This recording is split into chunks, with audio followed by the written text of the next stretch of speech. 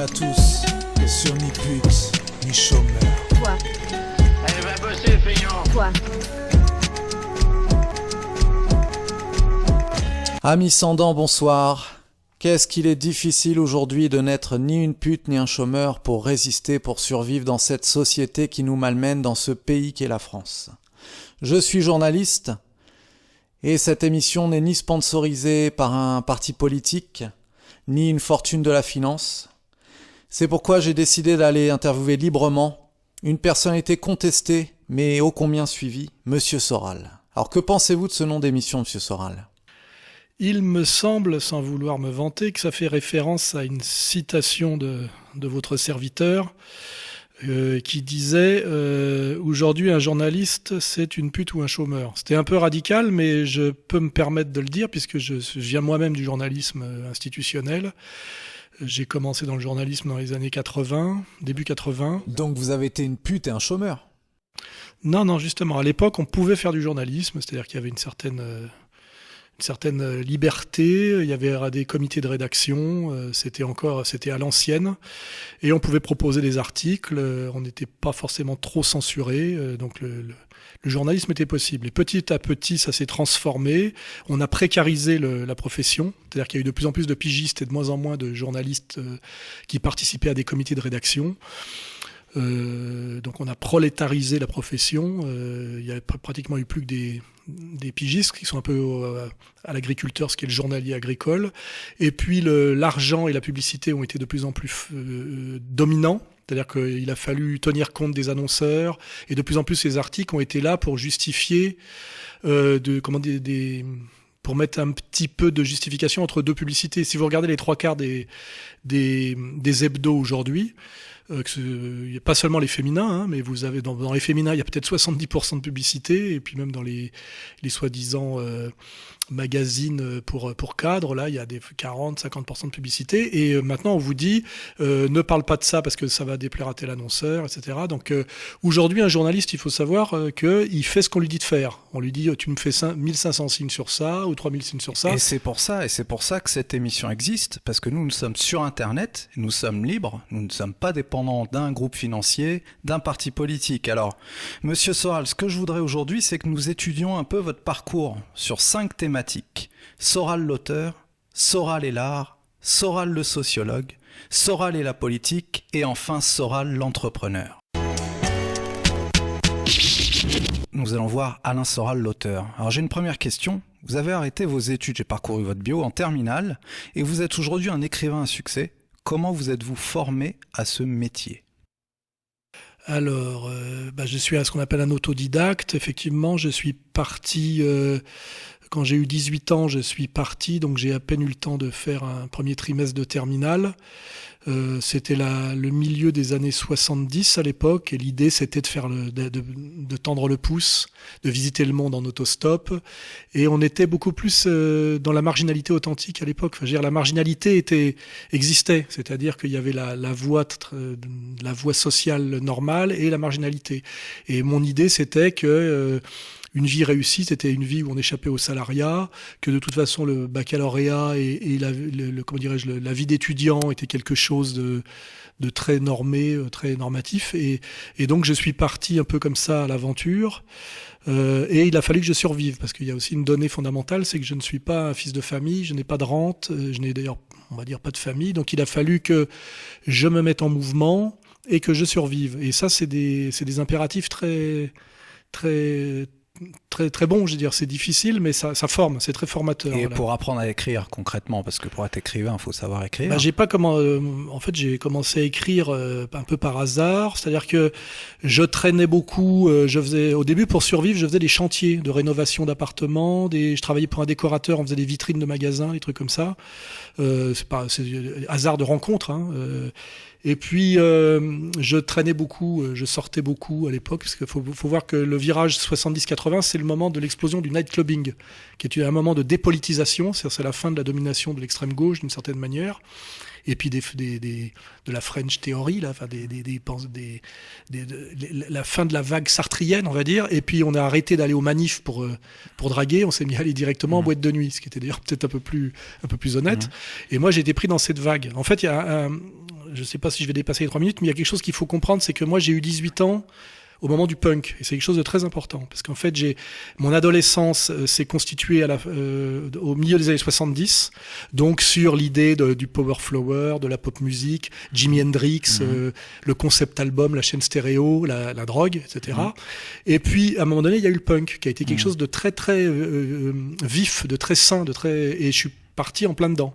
Donc en fait, pour me comprendre moi, il faut comprendre que j'ai été en plein dans la vague punk quand j'ai eu 18 ans, puisque j'étais au Hall, place Sainte-Opportune, et j'ai fait partie des quelques dizaines de personnes qui ont réellement vécu le punk français. Je dis le punk français, même si je suis allé à Londres à un moment donné.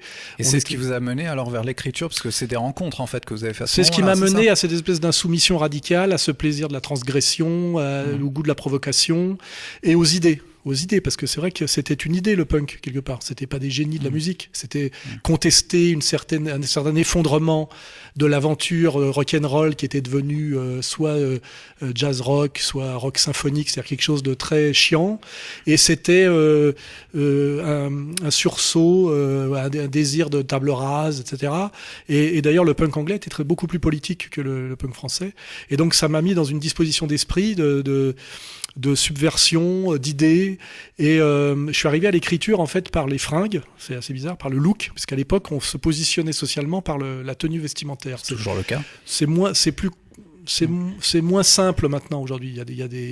Mais à l'époque, il y avait vraiment c'était très très marqué. Il y avait les BCBG, il y avait les Minets, il y avait les Branchés. Moi, j'étais un des premiers punks à descendre en autostop à Saint-Tropez. Rien que le fait d'être punk à Saint-Tropez, je pouvais être pratiquement bouffé et être logé gratuitement parce qu'il y en avait pas. Ça attirait l'attention. Aujourd'hui, on peut plus attirer l'attention sur une paire de godasses, une paire de lunettes. Hein. L'époque a changé. Et en fait, je suis arrivé au concept et aux idées par la compréhension des mouvements de mode. D'ailleurs, j'ai fini par écrire un livre, mais au début, je me suis dit, tiens, ça veut dire ça. Si on veut signifier ça, il faut l'expliquer par telle fringue. Les gens qui s'habillent comme ça représentent telle chose, etc. Donc, je suis arrivé au concept par les fringues et aussi par les beaux-arts, par l'histoire de l'art. Comment êtes-vous devenu pigiste pour le magazine Féminin 20 ans, puis entrevue sans études de journalisme ? Déjà, il faut savoir que les 3/4 des journalistes, traditionnellement, n'ont jamais fait d'études de journalisme. On est journaliste par les hasards de la vie. Moi, j'ai été journaliste parce que j'ai rencontré au Palace, où je sortais beaucoup, parce que Fabrice Emmer m'accueillait gentiment. Et à l'époque, on avait le droit de rentrer en boîte si on avait un bon look et qu'on avait une personnalité. Voilà, il y avait une prime à la personnalité, ce qui veut plus dire grand-chose aujourd'hui. Et j'étais quelqu'un qui avait la discussion facile et je discutais en tant que branché avec des types qui étaient des décideurs de l'époque. On y croisait Jean-François Bizot, on y croisait Thierry Ardisson. Et moi, c'est André Berkoff qui m'a mis le pied à l'étrier. Je lui ai parlé de mon look et pourquoi j'étais habillé comme ci, comme ça, parce que lui était plus vieux et venait des années 70. Et j'étais en smoking avec une chemise orange, ce qui était assez bizarre de me balader en smoking. Et je lui ai expliqué mon positionnement. C'est des trucs de jeunes, hein. Et il m'a dit, c'est intéressant, ça pourrait faire un bouquin. Et là, il m'a dit, moi j'en avais un peu rien à foutre, mais il m'a dit, il était à l'époque directeur de collection chez Robert Laffont, rédacteur en chef du magazine Lui, je crois, et il m'a parlé d'une avance. Il m'a dit, on était encore en francs et même en ancien francs, c'était 5 briques d'avance, 5 millions de centimes, 5 briques. Et je me suis dit, ding, ça, il faut que je prenne. Et une fois que j'ai signé le contrat, j'ai été obligé d'écrire le livre. Ah, le livre est venu avant le magazine féminin. Oui, bien sûr, oui, parce qu'il est sorti en 84, le bouquin, mais le contrat, j'ai dû le signer en 82. Du coup, c'est le livre qui vous a permis après d'être journaliste. En fait, j'ai écrit ce livre par cette rencontre. Je l'ai écrit avec un camarade que j'ai rencontré d'ailleurs devant les bains-douches qui s'appelait Hector Obal, qui lui était un universitaire, fils d'universitaire, donc ça m'a aidé. Ça m'a mis le pied à l'étrier tout seul, j'aurais sans doute plus de mal à le faire. Et miracle, ce bouquin a fait un best-seller.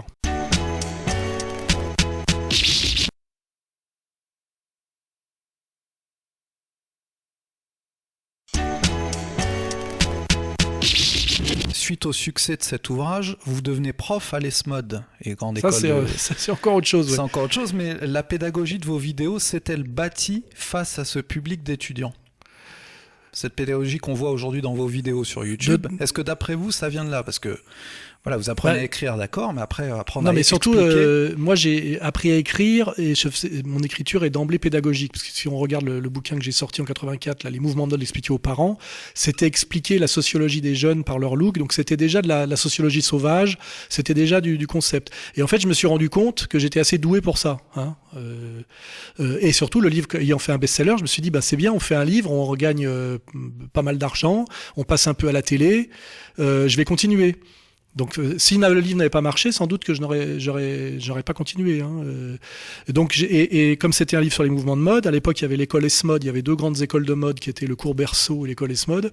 Et j'ai été contacté, suite au succès de ce livre, par les directrices de l'école, qui s'appelaient Madame Goldstein et Douarinou, qui m'ont dit, vous pourriez donner un cours à nos élèves sur la sociologie des looks et du vêtement. Ça devait être sympa, ça c'est une question qui est pas mise, mais de donner des cours à des jeunes filles qui étudient Tout à la fait. mode. Non ? Et oui, puis moi, c'est toute ma vie, ça a fonctionné comme ça. Des rencontres et des gens qui me proposent un boulot. Et comme moi, je n'ai pas d'argent, je veux pas être salarié. Quand quelqu'un me dit, voilà, vous voulez faire ça, on m'a proposé des tas de boulots comme ça dans ma vie, hein, physionomiste dans des casinos.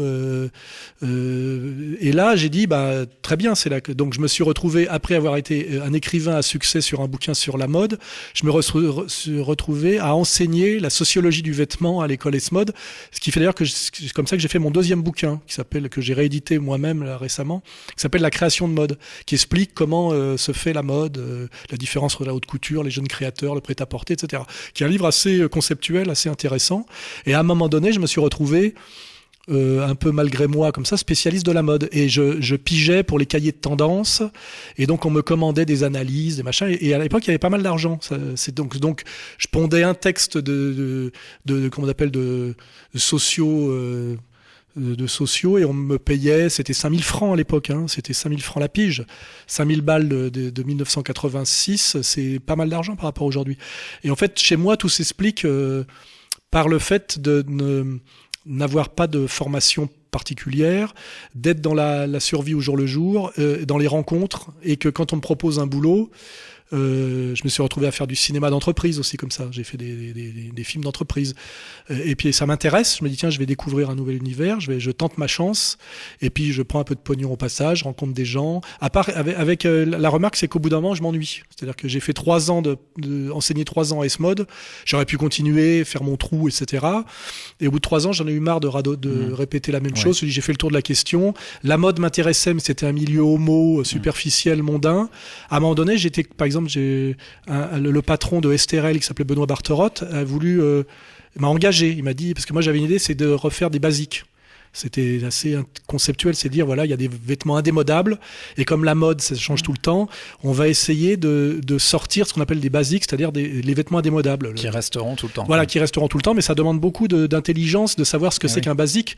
Je sais qu'il y en a un qui avait essayé de faire ça chez Stark, il s'était planté totalement parce qu'il suffit pas de prétendre. Il faut réellement que ton basique soit un basique.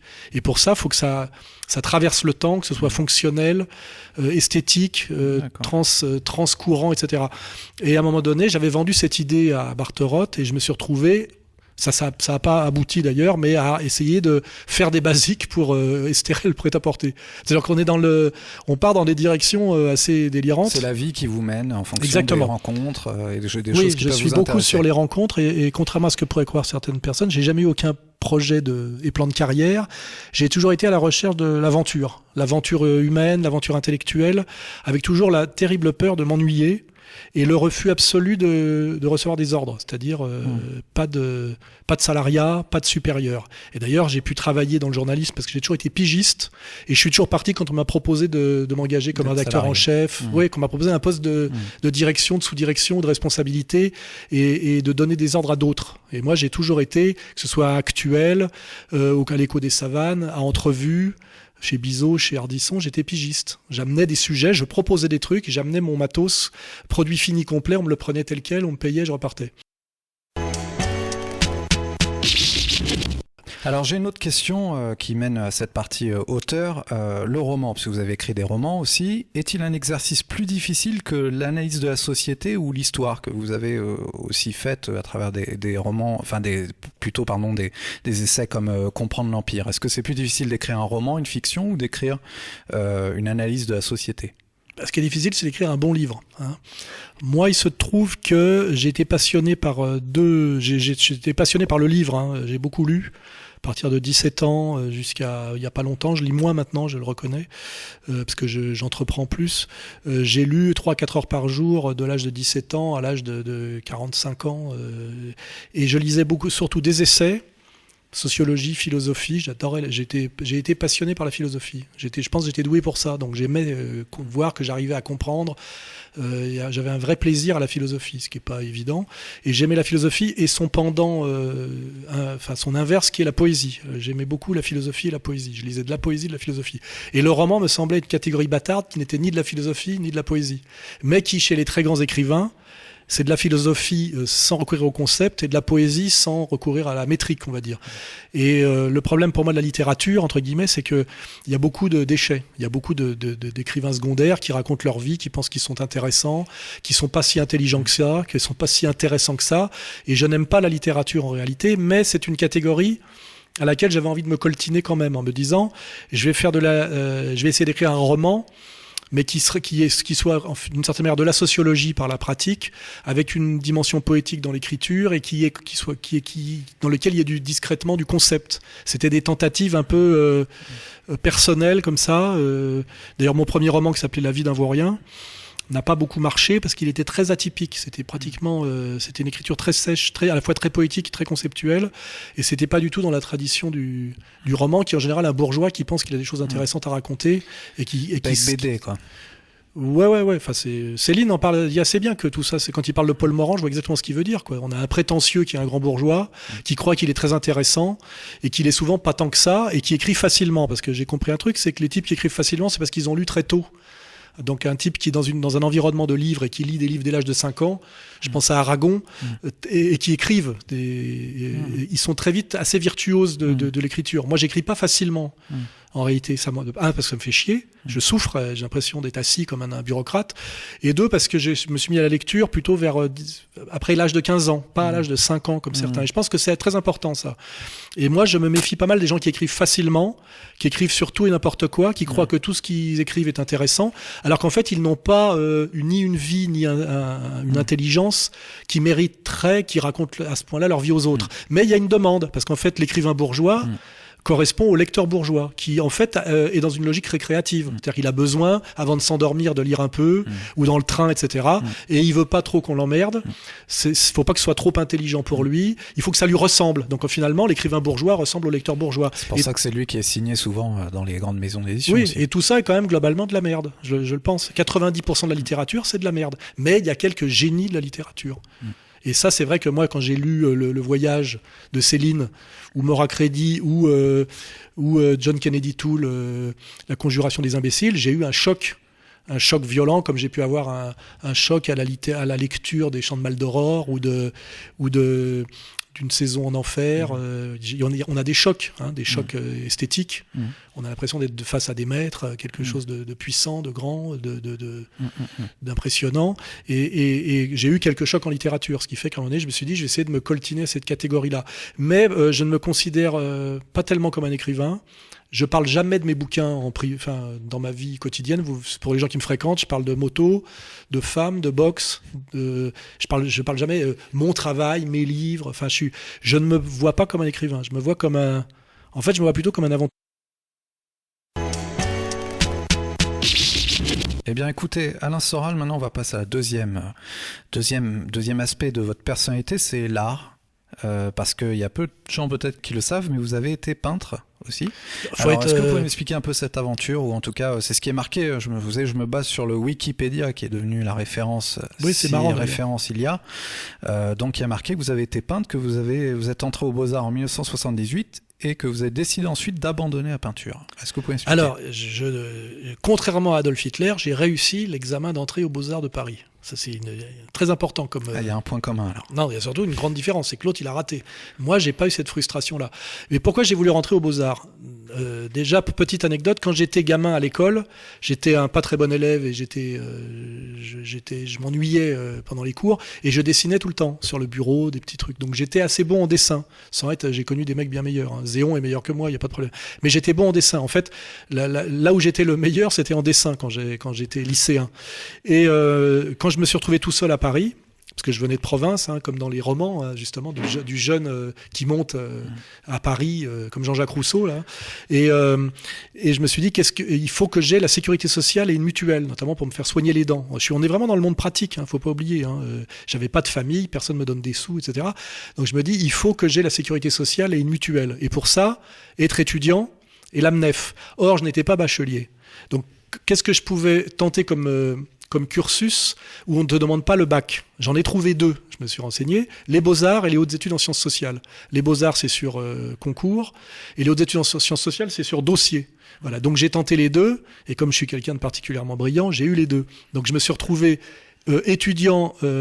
élève, ça s'appelle élève, hein, élève stagiaire, puis élève tout court, à l'école des hautes études en sciences sociales chez Castoriadis, et étudiant à l'école des nationales supérieures des Beaux-Arts de Paris. Ce qui fait pas vraiment de moi un peintre, mais il se trouve que par des hasards de rencontres, j'ai intégré un groupe de peintres, en fait on est un peu de l'art contemporain, de l'art conceptuel, qui s'appelait En avant comme avant, et je me suis retrouvé dans un groupe d'artistes au moment où, en même temps que le punk, il y a eu quelque chose qui correspond dans le domaine pictural au punk, qui s'appelle la nouvelle peinture, c'est-à-dire qu'on a une espèce de retour au figuratif un peu sauvage par rapport à une période conceptuelle très sèche, très, très chiante, très froide. Hein.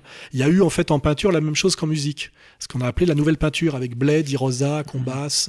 Aux États-Unis, il y avait Basquiat que j'ai croisé. J'aurais pu essayer de lui choper un petit dessin, mais j'aimais pas spécialement à l'époque. Je serais riche aujourd'hui si j'avais chopé un Basquiat, parce que tous ces types-là, je les ai croisés tous hein, dans la nébuleuse branchée, parce qu'il y avait la mode, l'art contemporain, la musique. C'était le même bain de branchitude. Hein. Donc j'ai croisé à la revue Parler de Beaubourg, dans les vernissages, j'ai croisé tous ces gens qui... Vous avez abandonné après, parce que la peinture, c'est une passion aussi. Alors je vais vous le dire. Quand je suis rentré aux Beaux-Arts, j'ai vu que le niveau était nul et que c'était que des petits cons de gauchistes qui étaient dans une école qui vous disait que l'art ne s'apprenait pas. Donc si l'art s'apprend pas, il n'y a pas besoin d'école. Alors l'école était très belle, elle était souillée par des types très sales, pratiquement les types n'avaient aucun talent. Et il y a 2 cours qui m'ont intéressé, c'est le cours d'anatomie, parce qu'on apprenait réellement quelque chose, et le prof d'anatomie était très très brillant. Il travaillait sur un grand anatomiste français qui s'appelait Duchesne de Boulogne, donc c'était l'héritier de Duchesne de Boulogne, ce qui nous amène après à notre camarade qui fait des livres de musculation là. Il se reconnaîtra, qui est l'héritier, à mon avis, de Duchesne de Boulogne aujourd'hui, c'est-à-dire la maîtrise anatomique, et l'histoire de l'art, parce que l'histoire de l'art, c'était des idées, c'était du concept. Et par l'histoire de l'art, je suis allé de plus en plus vers la philosophie, et l'histoire tout court, et l'histoire des idées, et je me suis éloigné de la peinture, qui avait un côté, comment dirais-je, manuel et salissant. Hein. Donc j'ai été vraiment très peu peintre en réalité, mais j'ai fait partie d'un groupe d'artistes qui s'appelait En avant comme avant. On a exposé au Palais de Tokyo, dans des expos collectives. On a exposé à Nice, à l'époque introduit par Ben Vautier. Donc on a exposé en Allemagne, en Belgique. Je salue mes camarades, Titus, Eric. On était un groupe de 5. Certains sont morts d'ailleurs, comme Pascal Chardin. Et on a sillonné l'Europe à l'époque de comment dirais-je, de ce mouvement qui s'appelait la Nouvelle Peinture. Il y avait Chia en Italie, il y avait Eftige Malraux en Allemagne. Donc on a fait la Documenta de Cassel. Donc on sillonnait l'Europe en tant que groupe d'artistes, un peu comme il y aurait eu des groupes de rock. Ouais, et tout ça, c'est le début des années 80. Par rapport à tous les petits connards qui prétendent me donner des leçons, j'ai eu plusieurs vies par rapport à eux. Par exemple, c'est inimaginable aujourd'hui, mais j'ai dîné avec Andy Warhol, j'ai pris le thé chez Dali et Gala, j'ai passé des soirées avec Gilbert and George, j'ai dîné chez Aragon, enfin à l'époque, je croisais régulièrement des gens comme ça, parce que c'était possible en début 80. Et moi, j'ai été formé par la confrontation à ces gens-là. Alors moi j'ai une question, parce que là vous me citez des noms très connus, vous venez d'un milieu simple, hein, on dira, très populaire. Non, je suis pas d'un milieu populaire, je suis de la bonne bourgeoisie supérieure déclassée, c'est plus compliqué. Mais alors est-ce que le succès de votre sœur dans les années 80 a aidé aussi à façonner ces rencontres ou même à créer ces rencontres? Alors là il va falloir justement faire un rectificatif. Je n'ai pratiquement jamais eu de contact avec ma sœur. Parce que votre Wikipédia, j'en reviens là. Oui, mais c'est des mensonges et les siens. En fait, il y a une confusion. C'est que moi, j'ai été punk au moment du punk, c'est-à-dire 76-77, la petite bande, Edwige Grus, Titus le Dandy, Serge Kruger avec le Royal Mondétour, enfin le Saint Opportune, Chivonne, enfin ceux qui me connaissent et savent. Ma sœur vient du show business, mais il se trouve que par hasard, elle a joué le rôle d'une punk dans un film de Claude Berry en 1984. En 1984, le punk était fini depuis 6 ans. Ma sœur n'a jamais été punk, n'a jamais connu ce milieu-là et ne vient pas de la marginalité. Elle vient du show business. Elle a eu très vite un agent. Elle a été actrice parce que Claude Berry l'a pris dans Un moment d'égarement à l'âge de 17 ans. Et nos univers n'ont rien à voir. Moi, je viens de la marginalité et du monde intellectuel et marginal. J'ai rencontré très tôt Jean Edernalier, qui m'a un peu coopté, intégré dans son groupe. Voilà. Je n'avais aucun lien avec ma sœur. Elle ment comme elle respire. Donc, ma sœur n'a jamais été punk et ne m'a jamais introduit nulle part. Et les milieux que j'ai fréquentés n'ont rien à voir avec les siens. Elle vient du showbiz vulgaire, c'est-à-dire qu'elle n'a jamais rencontré Andy Warhol, c'est peut-être pas qui c'est, ni Dali, ni Roland Barthes comme j'ai rencontré, ni Jean-Paul Aron. Elle n'a jamais fréquenté ces gens-là. Moi, je fréquentais les revues parlées à Beaubourg. J'étais un des petits personnages comme ça qui traînaient dans l'art contemporain aussi. J'ai connu Templon. Pour les gens qui connaissent. Ma sœur n'a rien à voir avec tout ça. Ma sœur, c'est le show business. C'est une personne qui vient du show business et qui a joué par hasard le rôle d'une punkette. C'est un rôle en 84. Moi, j'ai été punk au Hall en 77 et très vite, j'ai été after punk puis new wave, puisqu'il faut savoir qu'en France, le punk a duré que quelques mois et que la spécialité des Français, c'était pas le punk, qui est un truc anglais, c'était la new wave. Ouais. Et c'est en tant que new wave que j'ai commencé à réfléchir sur les concepts de mode. C'est en tant que New Wave que j'ai écrit le livre sur les modes. Et moi, j'étais un jeune, on va dire, New Wave branché, qui avait un pied chez les intellos, un pied dans la peinture et donc l'art contemporain, etc. C'est un univers qui n'a rien à voir avec celui de ma sœur. Donc voilà.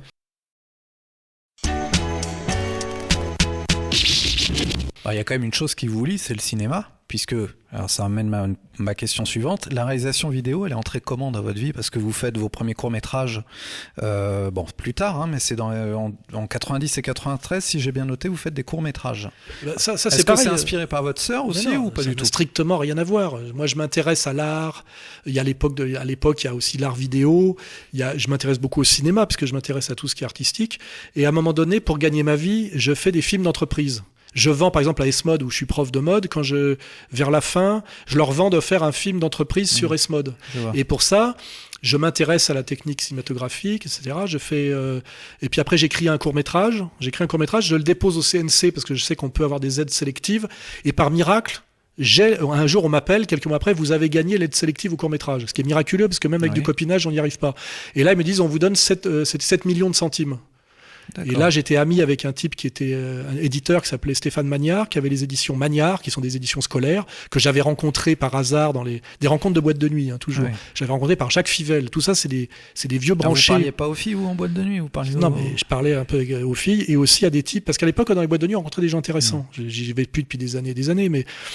Donc le cinéma ou la réalisation, je me retrouve avoir écrit un scénario de court-métrage comme ça parce que j'étais un garçon créatif. Le CNC me donne 7 millions de centimes et pour pas que je perde de l'argent, il fallait que je le réalise et dans un délai précis. Donc je crée une petite maison de production. Et j'engage une équipe un peu comme ça à la ramasse et je tourne ce petit court-métrage qui s'appelait Chouabada Ballet, une dispute amoureuse entre deux essuie-glaces, si vous pouvez le trouver sur internet, voilà. Et ce film est présenté dans des festivals et à un moment donné il est acheté par Canal+. C'était Alain Burmeau à l'époque ou un truc comme ça, c'est-à-dire les programmes courts de Canal+ me l'achètent. Donc je me dis tiens, je peux être cinéaste aussi, je vais être écrivain, je vais être cinéaste, je suis quelqu'un qui crée. Ma sœur n'a jamais écrit un scénario, n'a jamais fait quoi que ce soit dans le cinéma à part actrice. Donc pas de lien aucun rapport. C'est pour ça que c'est agaçant parce que ma sœur, je l'ai vue en tout et pour tout entre l'âge de 18 ans et aujourd'hui, j'ai dû la voir 5 fois. Ah oui. Oui, on n'a rien à voir parce que moi, le showbiz, j'exècre le milieu du showbiz. En plus, c'est un showbiz très très marqué ethniquement et communautairement, le sien. Et ces gens-là m'ont toujours détecté pour ce que j'étais, c'est-à-dire un goy, vraiment un célinien. Et vraiment...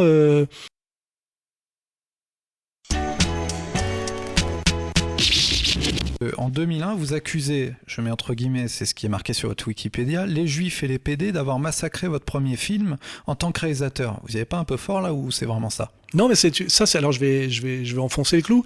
Ça, c'est une phrase que je reprends de mon producteur qui s'appelle Jean-François Le Petit. Parce que bon, pareil, j'écris un long métrage qui s'appelait, j'en ai écrit même plusieurs. À l'époque, c'était Gilles Sandoz qui voulait le produire, c'est-à-dire le producteur de Marius et Jeannette, hein, c'est-à-dire de Guédiguian. On est vraiment chez les producteurs d'extrême gauche. Hein. Faut voir d'où je viens. Hein. Je viens vraiment de la gauche culturelle pure et dure, moi. Et le film ne se monte pas, mais à un moment donné, par Catherine Breillat, qui trouve le scénario, moi comme personnage amusant et brillant, et le scénario pas mal, elle le propose à Jean-François Le Petit. Elle s'en mord les doigts maintenant. Elle raconte qu'elle m'a jamais connu parce il y a beaucoup de gens qui ont reproché de m'avoir aidé. Même Catherine Breillat m'a aidé. Voilà. Elle essaye de le nier aujourd'hui, de le cacher. Et Jean-François Le Petit m'appelle et me dit je veux faire ton film. Et Le Petit, c'était un producteur indépendant qui avait fait pas mal de succès. Il avait fait 3 hommes et un couffin. Il a souvent, c'est lui qui a lancé, comment il s'appelle, Keshish, là, le type qui a eu avec La faute à Voltaire. C'est le premier à l'avoir. C'était un découvreur de talent. Mais j'avais eu d'autres gens qui s'étaient penchés sur mon berceau, pour faire de moi un cinéaste, et la productrice de Benex aussi, qui avait bien aimé mon roman et qui voulait l'adapter. Enfin, j'ai eu des espèces de rencontres. Vous savez, le cinéma, c'est beaucoup de promesses, beaucoup d'espoir et presque que des déceptions. Hein. Les gens qui font des films sont rares. Il y a des gens qui passent leur vie à essayer de faire des films. Alors, est-ce que c'est dû à des communautés comme vous le citez, ou alors Non, alors je finis ma digression et à un moment donné, je fais mon film qui avait fait des tests qui étaient assez bons, qui était un petit film drôle et social français qui s'appelait Confession d'un dragueur. Le producteur était content. Le Petit a suivi le projet de A à Z, il avait validé, il trouvait ça bien. On avait fait faire des tests, ils étaient bons. Et puis le film sort, et là j'étais déjà connu moi dans le métier. J'étais connu en réalité comme punk, comme transgressif, comme célinien. Donc j'étais connu pour les mêmes raisons qu'aujourd'hui. Et là je dis les deux, comment dirais-je, les deux cabales, enfin je sais pas comment on dit, les deux coteries qui tiennent le cinéma, me font la peau sans même avoir vu le film. Et le jour de la sortie du film, Le Petit me montre Le Monde, Libé, etc. Et il me dit, tu t'es mis à dos les deux communautés qui tiennent le cinéma, les Juifs et les PD. Et gros, il m'a dit, tu feras pas de cinéma, quoi. Et tu vois, t'es dans le collimateur. Ils t'ont repéré, quoi. Tu t'aimes pas. Et je le dis, j'ai vérifié. Des gens ont flingué mon film, notamment le journaliste de l'écho du Canard enchaîné, est venu à la projection du film, parce que moi je venais déguisé à mes projections, il y avait 7 projections organisées, je venais déguisé pour voir les gens qui venaient et comment ça se passait. Et je me rappelle ceux qui partaient avant la fin, ceux qui rigolaient, etc. Il y a des gens qui ont beaucoup aimé le film. Une dame là qui est morte, qui était une critique de cinéma très connue, j'ai oublié son nom malheureusement, qui avait beaucoup aimé. Un petit con de Libé qui avait détesté, qui était parti avant la fin. Enfin, on voit bien que c'est un film qui agaçait la gauche complaisante, hein, déjà. Et je sais que le journaliste de l'époque qui a dû disparaître, hein, il s'appelait Patrice, je sais pas quoi, qui a pondu l'article dans le Canard enchaîné, parce que je voyais qui était qui, hein, les journalistes, etc. Il est rentré dans la projection. Il a passé tout son temps à aller fumer des cigarettes dans le couloir, donc il n'a pas regardé le film. Et quand il est rentré, il a écrit une critique dégueulasse avec une assiette avec une merde dedans. Donc il y avait vraiment une volonté de dire je flingue ce film sans l'avoir vu. Et je le dis, c'est comme ça que ça marche dans le cinéma. Il y a des tickets, il y a des tickets, des tickets d'entrée et des tickets de blocage. Et cette phrase, les deux lobbies qui tiennent le cinéma, le lobby juif et le lobby PD, m'ont fait la peau, c'est vrai. Mais c'est ce que savent tous les gens qui sont dans le cinéma, qu'effectivement, si tu te mets à dos le lobby gay et le lobby juif, tu fais pas de cinéma, puis c'est tout. Parce que c'est les deux lobbies puissants dans le monde de la culturelle de masse, quoi. Hein. Et c'était j'ai repris une phrase une discussion de bureau de mon propre producteur, qui évidemment la validera pas aujourd'hui, mais on sait très bien la différence des conversations privées, où on sait que tout ça existe, il y a des lobbies, il y a des réseaux, il y a machin, est-ce que t'as l'État, est-ce que t'as pas est-ce que t'as le CNC, est-ce que tu l'as pas, avec qui t'es copain de tel décideur de chaîne, est-ce que quelqu'un te prend au téléphone ou te prend pas, est-ce que t'es considéré comme, est-ce que t'es de droite, de gauche, tu vois, par qui t'es soutenu, pas soutenu, etc. Tout le monde sait ça. Mais après, il y a la dictature du politiquement correct qui fait qu'il faut pas le dire. Et moi, j'aime bien dire ce qui est, et c'est vrai que j'étais détesté, je ne le savais pas à ce point-là, parce que je suis un provocateur, mais je suis plutôt un mec marrant. Et puis surtout, j'ai toujours été dans la provocation verbale et je dirais artistique. Et j'avais pas mesuré à quel point, effectivement, ces deux lobbies me détestaient et ils ont tiré sur le film au bazooka. Et ça n'a pas continué en s'arrangeant. Une fois que j'ai vu que je ferais plus de cinéma, ça a été très dur pour moi parce que c'était un gros boulot, un gros investissement et le film n'était pas si raté que ça. Il suffit de le voir aujourd'hui, c'est un petit film culte. Puis il y avait 2 acteurs très connus. Non, à l'époque, ils n'étaient pas très Enfin, connus. Hein. Depuis, je veux dire, ils sont devenus Oui, très bah connus. oui, c'est moi qui ai fait jouer le petit Dutronc pour la première fois. Et puis avant la haine. Et donc, puis, non, pas avant la haine, mais c'était après c'est juste après. Mais c'était concurrent parce que moi, j'essayais de monter mon film, Kassovitz aussi, et ça a été plus facile pour lui que pour moi. Et quand son film La haine est sorti, j'ai été agacé parce qu'il y avait beaucoup de thématiques communes, en fait. De parler des types qui traînent, vous savez, mon premier film s'appelait Les Vauriens, et c'était vraiment sur une bande qui traîne. Et c'était des sujets qui étaient dans l'air. du temps, à l'époque. Et moi, j'ai fait mon film tardivement parce que j'ai eu du mal à trouver un producteur. C'est un film qui aurait dû se faire avant. Ça aussi, c'est les aléas de l'histoire. Et puis après, juste après mon film, il y a eu le World Trade Center. Et ça a changé toute la donne du cinéma. Faut savoir. Donc de toute façon, mon film n'a pas pu se faire avant, il n'aurait pas pu se faire après. D'accord. Et c'est one shot. J'ai fait un film, je sais que j'en ferai plus. Mais il paraît que, je lisais récemment que Franco avait commencé comme cinéaste. Oui. Mais les gens n'ont pas de culture. Mais il a même.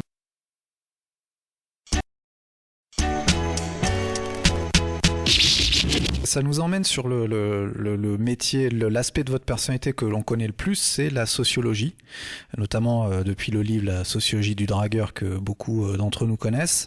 Alors j'ai une question, comment définissez-vous la sociologie et le métier de sociologue ? Déjà, la sociologie, ça n'existe pas vraiment. Il n'y a pas de métier de sociologue. Hein.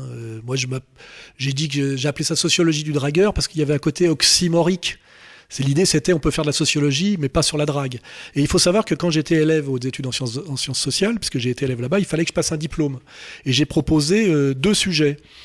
J'ai proposé le sujet sur les mouvements de mode, qui m'a été refusé, parce qu'on doit travailler sur un corpus de livres. Et quand vous travaillez sur un sujet nouveau sur lequel il n'y a pas de livres, c'est des cons, hein, l'université. Ils sont cons comme des balais. Hein. C'est un milieu de nuls et de médiocres. Hein.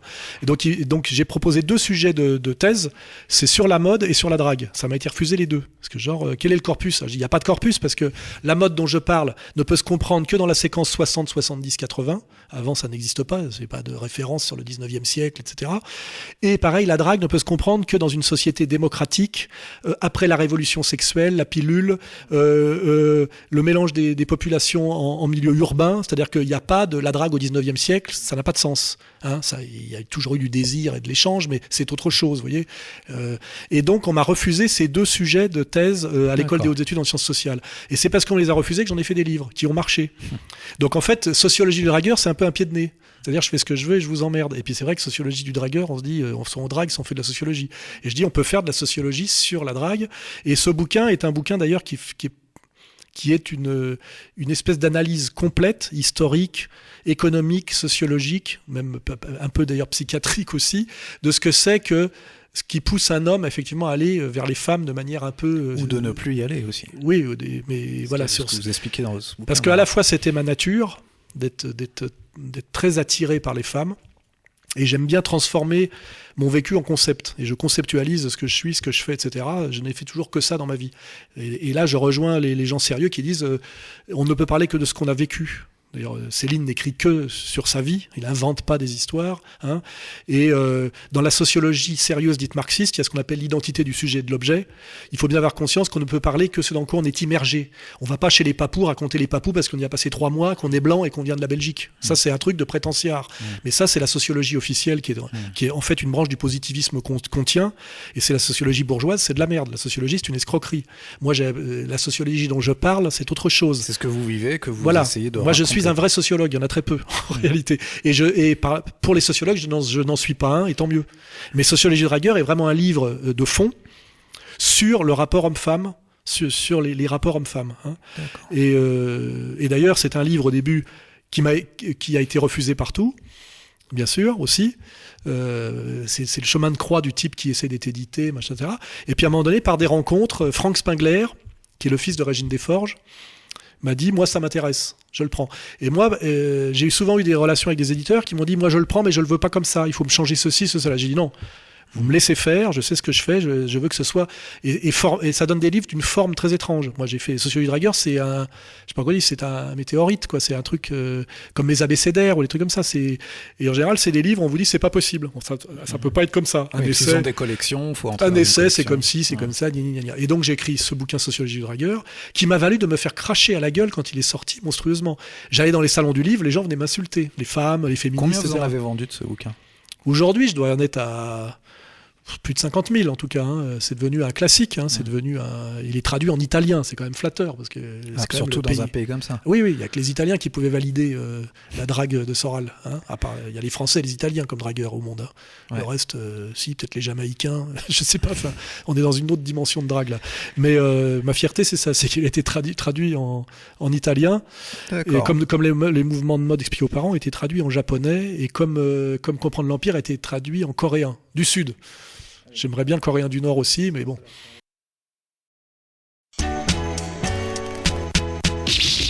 Un sociologue s'arrête à l'analyse, on dit. Un révolutionnaire passe à l'acte. Où vous situez-vous? Est-ce qu'on retiendra de vous des vidéos ou plus que ça? Justement, c'est ça l'idée de la sociologie qui ne peut être qu'une sociologie engagée. C'est pour ça que j'ai un grand respect pour Orwell, par exemple, hein.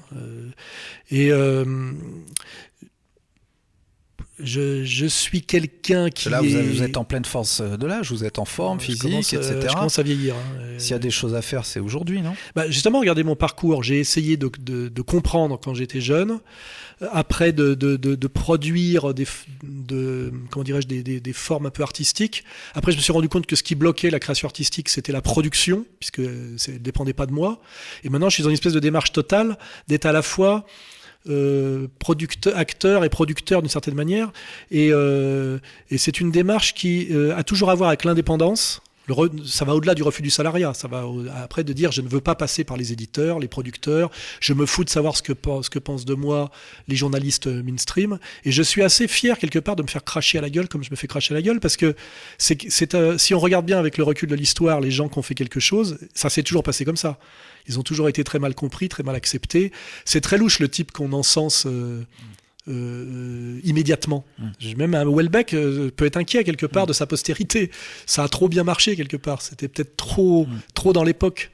Hein. Ils l'ont rattrapé là depuis, de toute façon. Et bon, moi je suis dans cette espèce de démarche d'aventure assez intégrale, sans beaucoup de recul, avec une prise de risque assez maximum, on peut le reconnaître, ça a toujours été le cas. Et je fonctionne à l'instinct, à l'intuition. C'est-à-dire en ce moment, j'ai pas envie d'écrire. Je prends des notes, hein, j'ai des tas d'idées encore.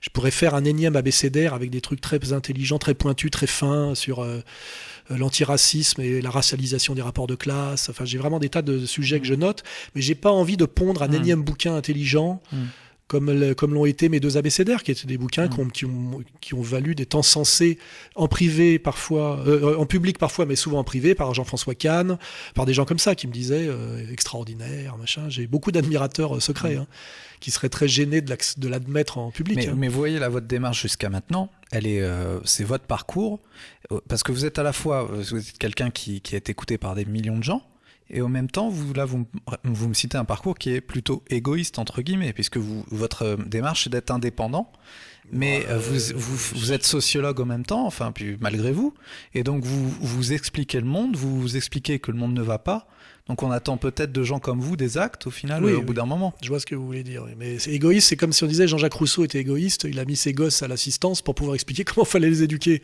Je veux dire, c'est un paradoxe, mais il faut réfléchir à un moment donné pour... je m'intéresse en fait à ce qui fonctionne et à ce qui fonctionne pas. Je suis quelqu'un finalement d'assez pratique par des obligations de vie. Je suis toujours très touché par les choses qui sont dysfonctionnelles, c'est-à-dire qui existent alors qu'elles sont mal foutues. Comme par exemple des institutions. Je me dis, ça ne marche pas, donc il y a une arnaque. L'art, ça marche très mal en France. C'est n'importe quoi, le 1%, je sais pas quoi, les fracs, machin. Je connais ces milieux-là par cœur parce que aussi j'ai toujours été immergé. J'ai été peintre, artiste et galeriste. Faut oublier, et critique d'art. J'ai fait tout ça. J'ai tenu une galerie qui s'appelait la Galerie Forain, 40 rue de Varennes. J'étais le voisin d'Aragon. Je voyais tous les jours à cause de ça. Donc j'organisais des expositions, j'écrivais des textes pour expliquer pourquoi c'était bien ou pas bien.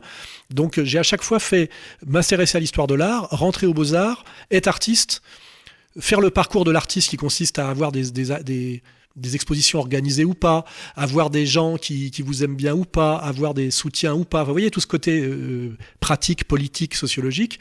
Et puis je tiens une galerie, je vais jusqu'au bout du parcours. Puis après je me dis l'art contemporain m'emmerde, c'est vraiment c'est un truc de seconde zone. Je laisse ça à Hector Obalk, qui est devenu spécialiste de ça, de celui avec qui j'avais écrit le bouquin sur le mouvement de mode. Et je trouve que la vraie performance artistique, le vrai art contemporain, finalement, c'est peut-être la politique. Mais la vraie politique. Alors justement, ça emmène sur la prochaine thématique de... Et c'est une manière de rester punk à l'âge adulte. Eh bien, on va en parler tout de suite. Donc Alain Soral et la politique. Alors on va prendre ça chronologiquement. De 1990 à 2000, vous entrez au Parti communiste. Pourquoi quitterez-vous ce parti? Si vous pouvez m'expliquer ça en 3 minutes. Alors c'est assez simple. En 1990 à peu près, 89, il y a l'effondrement de l'URSS.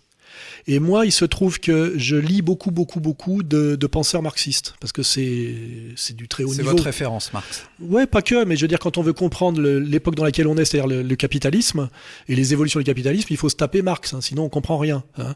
Et à la fois, je suis très intéressé par le marxisme et l'analyse marxiste de la séquence historique qu'on appelle le capitalisme. En même temps, pas très passionné par le communisme réel, c'est vrai. Mais quand je vois l'effondrement de l'URSS et l'échec du putsch des conservateurs en 91, je me dis, parce que j'ai un côté punk, le communisme est en train de disparaître en tant qu'alternative de gestion et en tant que défense du mouvement ouvrier, notamment en France, parce que moi ce qui m'intéresse c'est le Parti communiste français qui fait contrepoids au MEDEF, quoi. Hein. Et je me dis, il est moral, maintenant qu'il n'y a plus le chapeautage de l'URSS, qu'il n'y a plus cette menace, il est moral, et qu'on est dans la fin des années 80, c'est-à-dire la trahison de la gauche par le PS, le virage de la rigueur, toute cette gauche qui devient gauche caviar, l'évolution de l'IB, je dis, il est moral et nécessaire de rentrer maintenant au Parti communiste. Et je le fais comme une démarche morale, comme une démarche punk. Non, mais pour montrer que il est important de faire contrepoids par rapport à la déferlante libérale. Hein. Faut comprendre. Hein. Et je me rappelle, j'en discute avec Bizot, avec Joignot, et je leur dis maintenant, ce qui est réellement punk, ce qui est réellement subversif et à la fois moral, parce que je pense qu'on peut être subversif et moral, et que la vraie subversion est morale, et la vraie morale est subversive, j'en suis certain, c'est en 91, comme je le fais, de rentrer au Parti communiste français, au PCF, par rapport à tous les petits cons de trotskistes qui sont passés par le PS pour devenir des traîtres à tout. Alors donc, pourquoi vous quittez ce mouvement en l'an 2000 ? D'abord, je le quitte, je crois, parce que je me fais virer. Faut pas oublier, parce qu'à un moment donné, en tant que communiste qui essaye de réfléchir, je vois qu'il y a plusieurs tendances au Parti communiste et je découvre, grâce à un type qui s'appelle Marc Cohen, avec qui j'avais monté le collectif communiste des travailleurs des médias et qui venait des jeunesses communistes d'Ivry, je découvre un penseur marxiste qui s'appelle Michel Clouscar. Et là, j'ai un choc, comme j'ai eu un choc, le choc Maldoror ou le choc du voyage, j'ai le choc, le capitalisme de la séduction. Je me dis, tout ce que je renifle, toutes les contradictions que je ressens, tout ce que j'ai compris par mon vécu, ce penseur marxiste le théorise. Le capitalisme de la séduction, dont le concept maître est le libéralisme libertaire. Hein, c'est-à-dire le libertaire au service du libéral, c'est-à-dire la pensée 68 au service de la contre-révolution libérale, c'est-à-dire de la droite, tu vois, la gauche bobo au service de la droite d'affaires. Ce qui est le monde dans lequel on est aujourd'hui. C'est Canal+, et Libé. Et là, je me dis, je rencontre Clouscar, je crée un collectif, et j'en fais d'ailleurs le saint patron du collectif. J'essaye de faire éditer par Michéa des bouquins de Clouscar qui ne se vendaient plus parce que les éditions sociales étaient en faillite. Donc je me bouge le cul, comme je me suis toujours bougé le cul, pour établir des médiations, réveiller des gens, essayer de relancer des trucs, comme j'ai toujours été dans des logiques collectives. Et c'est là où ils vous virent. Je me fais virer parce qu'on se rapproche... on tente il y a à ce moment-là Maastricht, c'est-à-dire le référendum de Maastricht, et les deux partis qui disent non à Maastricht, à l'époque où Mélenchon, lui, faisait campagne pour le oui, un bon social traître que j'ai bien identifié depuis toujours, les deux partis qui font campagne pour le non, c'est le début de la grande catastrophe, hein, Maastricht, hein, c'est le cercueil de l'État-providence, de l'exception française. Les deux partis qui sont pour le non, c'est le Parti communiste français et le Front National. Hein, et ça fait tilt dans mon esprit. Je me dis, finalement, il y a la droite des valeurs et la gauche du travail qui, main dans la main, peuvent peut-être faire contrepoids plutôt que séparer contre les libéraux libertaires. C'est-à-dire que quand la gauche bobo et la droite d'affaires s'associent, ça devient une puissance mixte très très dévastatrice. Il faut pour faire contrepoids l'alliance opposée, c'est-à-dire de la droite morale, qui n'est pas la droite d'affaires justement, et de la gauche sociale qui n'est pas la gauche bobo. Et donc je dis, il faut rapprocher le Parti communiste du Front National. C'est très aventureux et très, très révolutionnaire. Et à ce moment-là, on organise des rencontres avec Alain de Benoît, qui est vraiment un intellectuel de droite, mais qui a une très très bonne culture marxiste et qui vraiment est bien plus à gauche aujourd'hui sur le plan social que tous les connards de Terra Nova. Et là, qu'est-ce qu'on fait ? Qu'est-ce qui se passe ? Ça marche bien ce qu'on fait, ça intéresse, etc. On crée des médiations, on fait des trucs. Et là, il y a à un moment donné des types du PS et Bernard-Henri Lévy qui demandent au PC de nous faire la peau. Genre, virez-les, c'est des rouges bruns. Et là, exactement comme pour mon film qui a été flingué d'ailleurs, on se prend une campagne dans la gueule, toujours les mêmes, Libé, Le Monde, Le Canard enchaîné, les rouges bruns. Genre Essai, Soral, Jean-Paul Cruz, qui était le délégué CGT de Libération, Marc Cohen, qui était un des cadres, qui était un des bras droits de Zarka. Enfin, tout ça, c'est pour les. Vous voyez, je connais. On peut passer de la mode, le rock'n'roll, l'art conceptuel, la politique. Tout ça, c'est des domaines qu'il faut connaître. Hein. Et on se fait virer. Voilà, on se fait virer comme rouge-brun. Voilà. Et donc, je me fais virer du PC parce que je tente quelque part de sauver le Parti communiste par rapport à ce qu'il est en train de devenir, c'est-à-dire la roue de secours du PS, avec Marie-Georges Buffet, et la trahison totale de tous les fondamentaux qui font que le Parti communiste pourrait encore exister, qui est de comprendre la nouvelle lutte des classes. Il y a des gens qui ne comprennent pas votre choix en 2005 d'aller vers le FN malgré vos explications. Pourquoi vous allez vers le FN alors que dans les grands médias, il est décrit comme un parti fasciste? Oui, mais ça, même Jospin a dit que le fascisme n'était que du théâtre en France. Il n'y a jamais eu de fascisme en France. Il y a eu février 34, et puis c'est tout. Hein. Et puis le lendemain, le Front populaire. Donc je vais vers le Front national parce que l'EPC a trahi les travailleurs et s'est rallié à la social-démocratie libérale, et les électeurs du PC votent Front national. Et moi, en tant qu'intellectuel communiste authentique, je suis ma base. Hein. C'est le contraire d'un social traître. Alors, donc, je me rapproche du Front National parce que je comprends pourquoi les ouvriers en colère et désespérés, et aujourd'hui les paysans, votent Front National. Et qu'est-ce que je fais quand je vais voir Le Pen? Ils sont qualifiés de racistes. On s'en fout, ça n'existe pas le racisme. Le racisme n'existe pas plus que l'antiracisme, comme le fascisme et l'antifascisme. Tout ça n'existe pas. C'est des pseudo-concepts de la dominance. Et un type qui réfléchit sérieusement ne réfléchit plus sur des concepts fascistes, antifascistes, racistes, antiracistes. C'est clair et net. Dieudonné a été là pour le démontrer. Pas d'amalgame. Voilà, pas d'amalgame. Donc moi, il se trouve que, et pareil, rencontre, je passe souvent à la télé, notamment chez Ardisson pour mes bouquins, et là, quelqu'un du Front National, même pas, je sais pas si c'était au Front National, un type proche de Le Pen, père et fille, désire me rencontrer. Et il y a un dîner qui est organisé, alors je sais pas si je peux le dire, comme Ratier est mort, je peux le dire, c'est chez Emmanuel Ratier, où il y a De Benoît, où il y a le copain d'Ovidie, qui était l'intello, qui essayait de faire passer la pornostar Ovidie pour une intellectuelle. Ouais. Donc c'est assez mélangé, comme Ratier avait ce talent d'aller chercher des gens de gauche et de droite. Il y a mon camarade, que je salue au passage, Chatillon, qui est là aussi, et on me propose de rencontrer Le Pen. Et moi, je veux dire, j'aurais pu... punk, radical, subversif, rencontrer Le Pen, je signe tout de suite, évidemment. Je veux dire, il faut être stupide pour... c'est comme un journaliste des années 30 qui aurait refusé de rencontrer Hitler. Enfin, le parallèle, d'ailleurs, est dégueulasse, mais je veux dire, on ne refuse pas de rencontrer celui qu'on présente comme le monstre, la bête immonde. Au contraire, on a envie d'y aller, quoi, comme de rencontrer un personnage extraordinaire. Comme moi, rencontrer Alain Soral. Oui, bien sûr, les gens... oui, exactement. Oui. Et donc, je rencontre Le Pen. Et là, je rencontre un type charmant, bien élevé, assez fin, avec un esprit que j'appelle une intelligence dialectique, ce qui est très rare, c'est-à-dire une grande plasticité intellectuelle. Et je m'entends bien avec lui. Et le type, compte rendu après, dit ce garçon est très intelligent, très charmant, machin. Et Le Pen a toujours rêvé comment dirais-je, de marcher à gauche. Rappelez-vous ces discours de 56. Il était, lui, pour la nationalité française intégrale aux Algériens. C'est De Gaulle qui ne voulait pas de comment dirais-je, de la plus grande France. C'est De Gaulle qui voulait pas de colomber les deux mosquées. C'est De Gaulle, le mec de droite. Le Pen dit, regardez les discours de l'époque, parce qu'il est député poujadiste, il dit nous devons donner la nationalité pleine entière aux Algériens, nous avons besoin d'eux.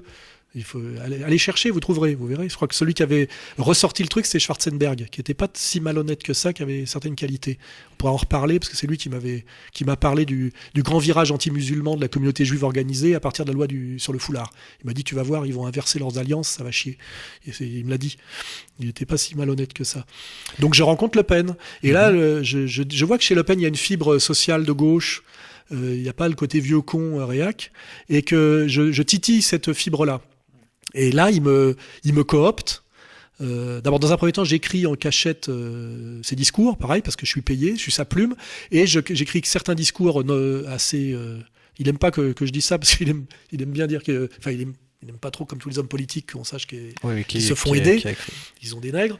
Mais j'ai écrit le discours de Valmy, qui est un discours qui est le virage social du Front Front National. Voilà. Et je dis à Le Pen à l'époque, si vous restez sur je suis le Reagan français et que vous restez libéral en ne comprenant pas ce que c'est, parce que vous n'êtes pas marxiste, que l'évolution du libéralisme en néolibéralisme financier, etc., vous êtes mort comme le PC est mort pour avoir fait un virage social-démocrate de droite. Et il le comprend. Et il dit banco, on y va. Et il me nomme responsable de la question sociale et des banlieues. Le Front National, c'était une PME familiale, c'est le bordel. Et quand on est pote avec Jean-Marie, à l'époque, on fait ce qu'on veut, quoi. Et là, j'écris plusieurs discours pour Le Pen. Le discours du BBR, le discours du 1er mai, et puis le grand discours de Valmy, qui est je prends toutes les Frances, celle d'avant, celle d'aujourd'hui, qui est l'espèce de... incarné aujourd'hui, et paradoxalement, plus par Philippot, qui a viré Jean-Marie. Et je produis mon concept gauche du travail, droite des valeurs, en disant voilà, le Front National doit marcher sur deux jambes pour faire face au pouvoir libéral-libertaire qui est la droite financière associée à la gauche bobo, c'est-à-dire le décadent post-68 art au service du capitalisme financier le plus violent qui existe, que j'appelle moi le vrai fascisme. Il faut que nous mettions en place la gauche du travail et la droite des valeurs, c'est-à-dire les déçus du Parti communiste qui votent Front, et cette droite des valeurs, effectivement, qui défend la famille, le père, les valeurs. Mais alors, est-ce que vous quittez ce parti parce que justement vous ne pouvez pas vraiment exprimer tout cela, ou peut-être que ça mérite d'être appelé sous un autre nom moins marqué justement dans les grands médias, ou alors est-ce que c'est parce que ça se passe mal au sein du Je FN? quitte le parti parce que Marine prend le pouvoir là-bas, et que Marine, que je ne critique pas spécialement, elle a un destin, elle fait ce qu'elle veut. Elle a très peur des hommes. Donc elle s'entoure que d'homosexuels, ce qui est un peu un problème. Et comme elle vient pas de la politique et qu'elle s'y est mise sur le tard et qu'elle n'a pas le bagage conceptuel et historique, elle est très emmerdée que des tiers voient que quelqu'un qui lui parle, c'est plus de choses qu'elle. Donc dès qu'il y a une réunion collective, elle fait des plaisanteries, parce qu'elle est assez rock'n'roll, et il est très difficile de l'avoir en tête-à-tête pour parler de choses sérieuses. Et puis moi, il se trouve que je suis un punk mégalomane et incontrôlable, c'est vrai, et qu'elle n'a jamais voulu de mes concepts. Pas parce qu'ils étaient pas bons, mais parce que c'était les miens et que j'aurais dit c'est moi. Je suis pas capable de. Et en fait, si le Front National avait pris gauche du travail, droite des valeurs, il serait sur la ligne droite pour gagner la présidentielle. Alors que tous les choix qu'a fait Marine, je le prophétise, font qu'elle risque de n'être même pas au deuxième tour. Parce qu'en fait, elle a pas continué à faire en sorte que le Front National ait un coup d'avance sur l'histoire. Elle s'est laissée rattraper par l'histoire, elle s'est laissée bouffer, et je pense qu'elle a commis des erreurs stratégiques énormes, en réalité, en n'allant pas sur le mariage pour tous.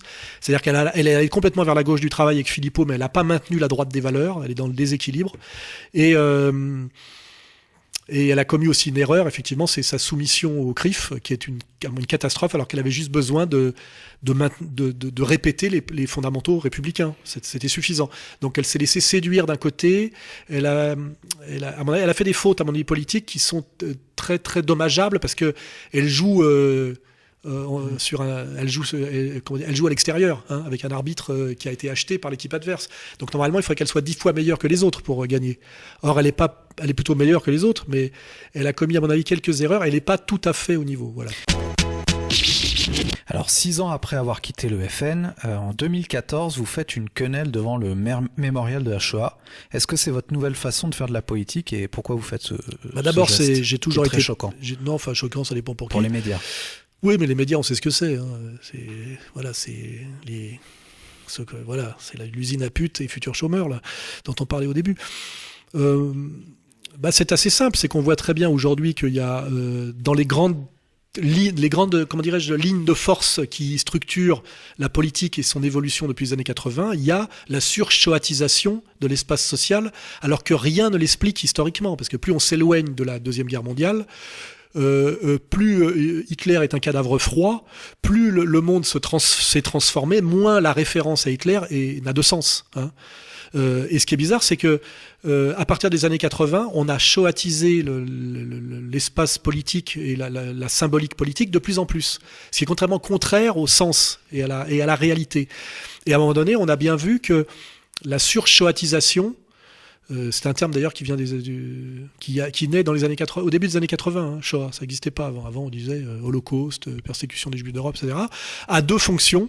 Un, de rendre Israël incritiquable, alors qu'Israël devient de plus en plus un pays d'extrême droite, une coalition de comment dirais-je, de fanatiques religieux et de militaires génocidaires, hein, ou de purification ethnique. Donc, on voit bien qu'il faut shoatiser à mort pour rendre Israël incritiquable. C'est-à-dire que chaque fois qu'on critique Israël, on vous met la Shoah. Et deuxièmement, la Shoah aussi rend incritiquable une domination de la communauté juive organisée de plus en plus évidente en France. C'est-à-dire que de plus en plus, cette communauté d'élite, comme disait De Gaulle, sûre d'elle-même et dominatrice, prend les places et prend et intègre et incarne la superstructure de la France. Et ça pose un problème. Ça pose un problème, évidemment. Ça pose un problème de démocratie, ça pose un problème de communautarisme, etc. Et à un moment donné, quand je fais cette quenelle au mémorial, il faut savoir que le mémorial là-bas, ce sont des espèces de colonnes de Buren. C'est un monument qui a été fabriqué en 2005, qui sont des blocs de béton, qui correspondent d'ailleurs à une escroquerie architecturale et il y a de l'escroquerie derrière, hein. On donne un terrain, il y a un budget énorme pour faire des trucs qui sont en train de s'effondrer avec un architecte qui n'a pas travaillé et qui prend un pognon énorme. Et on fait ça, ces 2 terrains de football au milieu de Berlin pour humilier les Berlinois. Et c'est pour moi l'équivalent des colonnes de Buren. Et quand je suis allé à Berlin, j'ai été choqué, sachant que le peuple martyr de Berlin, c'est les Berlinois. Hein. Ils se sont pris des bombardements sur la gueule pendant des années. Ils ont subi les viols massifs de l'Armée Rouge. Il suffit de voir Allemagne année 0 de Rossellini pour voir. Et ça m'a choqué. Et je me suis dit, il y en a marre de cette dictature shoatique de culpabilisation, ce chantage à l'antisémitisme, cette utilisation de mort par d'autres gens pour d'autres raisons. Hein, voilà. Et c'est ça que j'ai voulu dénoncer par cette quenelle, qui normalement est tout à fait légitime. C'est mon droit de faire une quenelle. C'est un endroit symbolique et la quenelle est un geste symbolique. Je réponds à un symbole par un symbole. C'est un dialogue politique par symbole interposé, qui normalement dans la France d'il y a 10 ans seulement, n'aurait valu que des commentaires plus ou moins agacés ou pas. Je rappelle que quand je sors mes abécédaires de la bêtise ambiante, en 2002-2003, aujourd'hui ça me vaudrait un procès par page, et ces 2 livres seraient interdits par voie de justice, comme vient de l'être Dialogue désaccordé, sur plainte de Pierre Berger, pour 3 phrases prises à 3 endroits différents, qui posent la question fondamentale de pourquoi un vieux PD de 80 ans se réjouisse qu'on puisse acheter des gosses dans le tiers-monde. Pourquoi faire? Mais il est évident que dès lors qu'il les achète, ça devient une marchandise, et on n'a pas à poser de questions sur l'usage que fait le propriétaire d'un objet, de l'objet qu'il a acheté. Donc c'était vraiment un questionnement fondamental, philosophique, économique, qui répondait à l'arrogance d'un berger qui dit une femme vend son corps comme un ouvrier vend ses bras. Vous voyez ? Aujourd'hui, ça me vaut 17 000 € de condamnation et un livre retiré par voie de justice, interdit à la vente. Est-ce que c'est la forme que vous employez qui est plus en fait qui est plus dérangeante que ce que vous venez d'expliquer? Non, c'est pas la forme, c'est le fond qui gêne. C'est que je montre du doigt comment dirais-je, une dérive antidémocratique, anti-humaniste de gens qui prétendent incarner la démocratie et l'humanisme, et que mes critiques sont pertinentes et que je les gêne et que je suis un des derniers à faire ces critiques. Tous les esprits critiques qui maintenaient un peu l'esprit français ont été virés entre 85 et aujourd'hui par une espèce de centrifugeuse.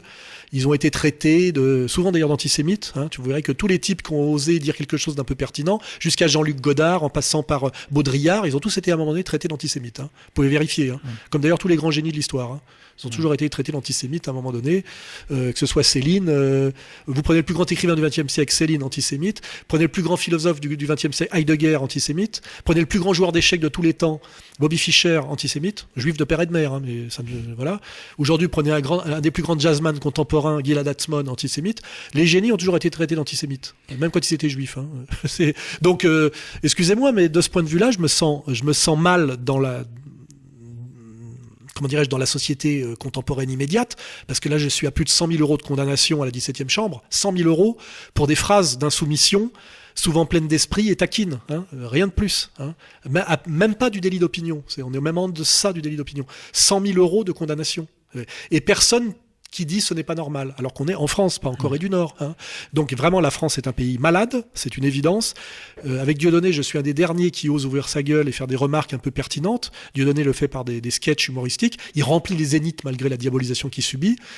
Moi, je le fais par des vidéos, aujourd'hui, effectivement, qui est une forme socratique de communication, qui correspond aussi à la jeunesse actuelle, hein, qui correspond à Internet. Ça serait moins efficace par le livre. Hein. Et j'en prends plein la gueule. Et je vous rappelle que Socrate a bu la ciguë quand même. Hein.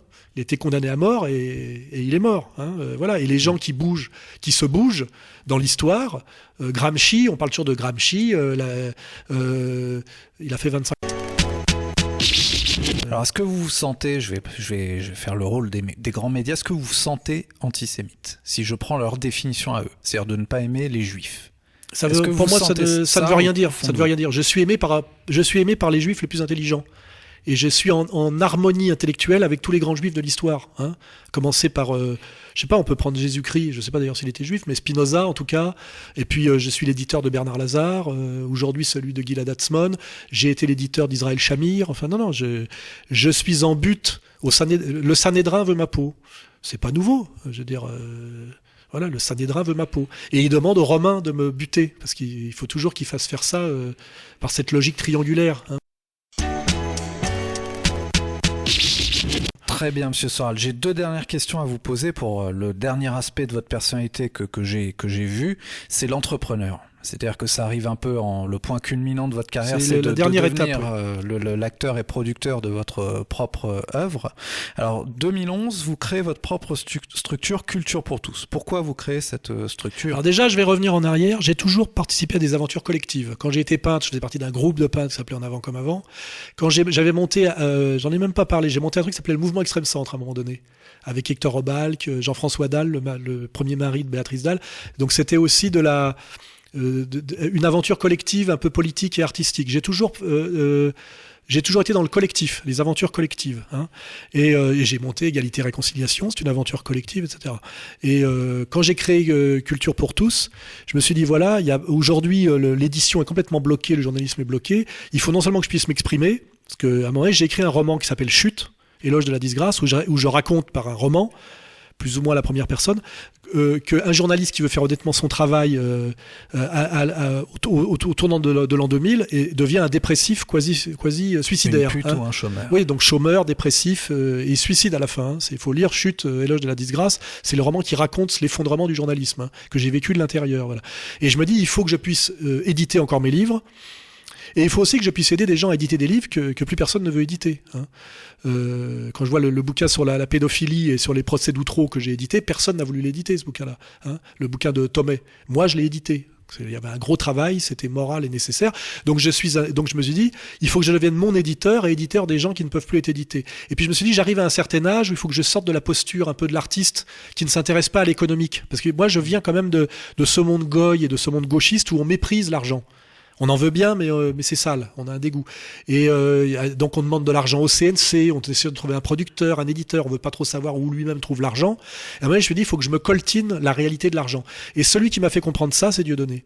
Je me suis dit, Dieudonné peut se permettre ce qu'il se permet, contrairement à Bigard, qui à un moment donné s'est effondré quand il a parlé du 11 septembre, parce que Dieudonné était son propre maître de A à Z. Il avait cette virilité qui passe par l'économie, puisque la virilité passe par l'expression virile de l'époque. Et aujourd'hui, on peut exprimer sa virilité que par l'économie. Regardez Trump aujourd'hui, ce qui se permet aux États-Unis, c'est parce qu'il est riche et qu'il dit j'ai pas besoin de l'argent des lobbies, vous voyez. Et je me suis dit, si je veux pouvoir continuer à m'exprimer dans un monde qui m'est totalement hostile et qui est totalement sous contrôle de l'ennemi, hein, c'est clair, il faut que je sois mon propre producteur, en plus d'être le créateur et le diffuseur. Et donc je dis à mes camarades, il faut qu'on monte une maison d'édition. Il faut que le site internet soit aussi un moyen de vente directe, puisque tout le vieux système est en train de s'effondrer à force d'être devenu un système de mensonges. Aujourd'hui, vous faites un bouquin chez un éditeur traditionnel, vous passez aux émissions de livres, vous vendez rien. Hein. Un type qui vend 3000 livres, il est tout content. Hein. Et avec mes camarades, on était dans la politique, hein, on faisait égalité et réconciliation. On dit on va pas être que dans le commentaire, on va faire aussi comme les dissidents soviétiques, d'une certaine manière, on va faire une contre-société. C'est-à-dire qu'on va essayer d'exister par nous-mêmes et de ne plus dépendre de ce système qui, ne nous veut pas, veut nous faire la peau. Et on va sortir de la position du pleurnicheur, fils à papa gauchiste, qui se plaint que ça va pas, mais qui ne se pose pas la question à un moment donné de qu'est-ce que tu fais à part pleurnicher que ça va mal. Et donc, de égalité et réconciliation, on est passé à contre-culture, mais aussi à au bon sens, à prenons le maquis, c'est-à-dire on monte de l'économie alternative. Pour être autonome à 100%. Pour être autonome, pour pouvoir faire de la politique et financer nos troupes, puisqu'à la fois ils font de la politique, ils brassent des idées et en même temps on les rémunère, parce que je le dis, on rémunère tous les gens qui travaillent avec nous, y compris ceux qui sont là, à la technique, là. Parce qu'on ne peut pas demander des choses sérieuses aux gens si on ne les paye pas. Hein. Le bénévole, il fait un peu ce qu'il veut. Et puis aujourd'hui, on est une période de chômage. Les jeunes qui viennent, qui se mouillent avec nous, se mettent en risque, parce que c'est déjà dur de trouver du boulot, mais être copain avec Soral, c'est... Donc nous, on leur dit, voilà, s'ils ont du talent et de la constance, on t'intègre dans notre circuit économique. On va à la fois travailler pour faire entrer du pognon pour notre collectif, et en même temps on t'assure ta survie, parfois même le logement, hein. Attention, on loge les gens, on leur fait gagner leur vie, etc. Et puis on fait pas de la merde, on fait des choses qui ont du sens, c'est-à-dire des bouquins qui luttent contre la dictature actuelle. Quand on fait des produits écologiques, c'est de la vraie écologie. On est en train de retaper une ferme pour se mettre à la permaculture dans une logique d'autonomie, avec une dimension même survivaliste, au cas où ça part, parce que ça peut très très mal finir en France, hein. Donc c'est une démarche globale qui me paraît être assez marxiste en réalité, c'est-à-dire repenser la société à votre niveau. Oui, et puis de manière pratique, toujours de manière pratique. Moi, j'ai toujours été dans la survie. Et puis d'abord, si je ne faisais pas ce que je fais en ce moment, de quoi vivrais-je ? Il y a des gens qui ont prétendu que je touchais de l'argent des Iraniens. Ça m'a valu un énorme contrôle fiscal sous lequel je suis, un Tracfin, et je vous garantis que pour l'instant, tout ce qu'ils ont trouvé, c'est de me rendre 5 000 euros, parce que j'avais surdéclaré 25 000 euros une année. Parce que j'ai tellement peur je suis tellement sous l'œil de Big Brother que je fais très attention à être bien dans les clous.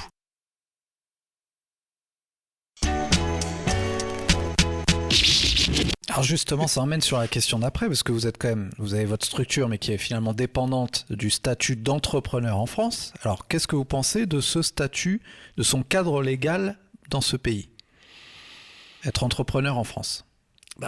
Vous êtes quand même on est dans une société aujourd'hui essentiellement de parasitisme d'un côté et de salariat de l'autre. Et c'est vrai que l'entrepreneur est celui qui produit de la valeur ajoutée. Je parle du petit entrepreneur, hein, PME, PMI, TPI, je ne parle pas des multinationales.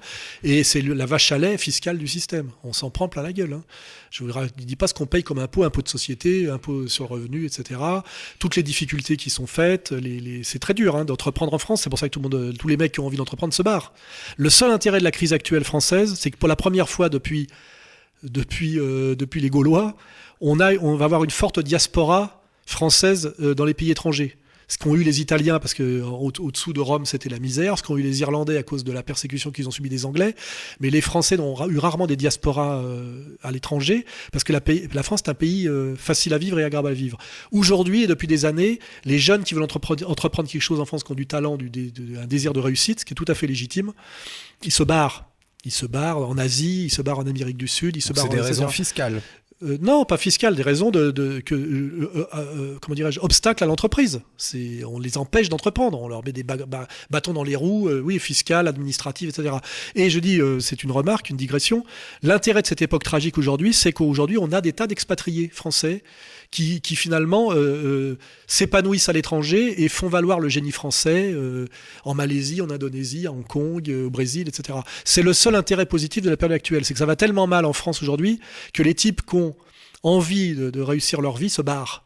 Et finalement, ça s'est arrivé à l'Italie, c'est arrivé à l'Irlande, et ce qui fait qu'il y a une grosse diaspora irlandaise et italienne aux États-Unis et pas française, vous voyez. Donc le côté positif du négatif, puisque il y a toujours de l'ambivalence et du paradoxe dans les choses, c'est que cette période tragique va nous permettre finalement d'avoir des communautés françaises à l'étranger, en Australie, ailleurs.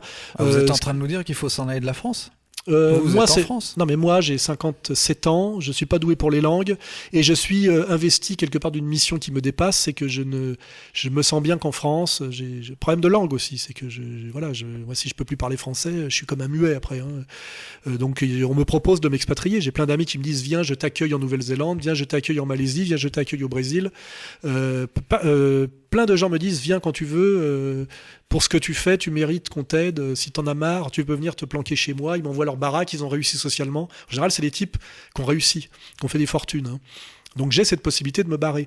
Mais moi, mon destin est en France, et je suis habité par ce combat. Hein. Je suis français, je ne sais pas pourquoi. Je me sens entièrement habité par cette défense de ce que j'appelle le génie français, et je sens que la France aujourd'hui est trahie et malmenée par des gens qui ont pris le pouvoir en France et qui sont là que pour l'humilier, la trahir et la vilipender. Ça va de donner la Légion d'honneur à un décapiteur saoudien ou faire entrer à l'Académie française un talmudiste polonais qui a déclaré « ce pays mérite notre haine ». Je veux être là pour témoigner, et je le dis, je me sentirais sans doute plus libre en prison que expatrié dans le confort. Hein. Je me sentirais sans doute très malheureux à l'étranger. J'ai testé déjà. Hein. Je m'emmerde à l'étranger. D'un seul coup, je n'existe plus. Alors qu'ici, j'ai beau être en danger un peu physique, j'ai beau être pourchassé par la justice, toute la journée dans la rue, les gens viennent me saluer, et me reconnaissent, me font des clins d'œil, les chauffeurs de taxi, les serveurs, les flics, les étudiants. Mon destin est ici. Voilà, c'est comme ça. On a plus ou moins. Il y a des gens qui ont un destin, d'autres qui n'en ont pas. Moi, j'ai un destin. Hein, voilà, je suis habité par un truc. Je réfléchis presque après coup. C'est-à-dire que je trouve d'abord, je cherche ensuite. Je comprends après, j'agis après, je comprends pourquoi j'ai fait ça. Je suis comme ça, je fonctionne comme ça. Et je pense que beaucoup de gens fonctionnent comme ça dans la vraie vie. Hein, c'est-à-dire à un moment donné, pourquoi De Gaulle va à Londres, s'il fait un calcul froid de pur politicien, il y va pas. À un moment donné, il se dit, il se sent porté. Il y a un truc de l'ordre de la destinée, qui est toujours une prise de risque. Hein, et avec une incompréhension. Et puis, des fois, ça peut passer. Des fois, ça peut casser aussi. Hein. Donc, moi, je sais que j'ai un combat à mener en France. D'ailleurs, je le mène. Hein. J'incarne avec Dieudonné, on est un peu les Astérix et Obélix du village gaulois qui résiste. On m'a envoyé des trucs aujourd'hui par Internet. Il y a des jeunes lycéens qui s'amusent à poser des questions à leurs profs en disant, alors si c'est le prof de maths, vous connaissez le grand mathématicien Alain Soral, enfin à prononcer mon nom de façon naïve pour énerver les profs ou pour que les profs soient gênés de répondre. Et on m'a envoyé, alors les types se filment avec des smartphones à l'école, c'est les lycéens et c'est un jeu. Et je me dis, pour que des lycéens s'amusent pour provoquer leurs profs et faire acte d'insoumission et de subversion, parce qu'ils doivent sentir que leurs profs sont des connards, parce que vraiment en général, un prof est souvent plus bête que ses élèves aujourd'hui, hein, c'est pas idéologiquement, je veux dire, c'est le politiquement correct intégral. Qu'aujourd'hui les lycéens se servent de moi pour emmerder leurs profs, c'est une très belle réussite. J'aurais adoré ça.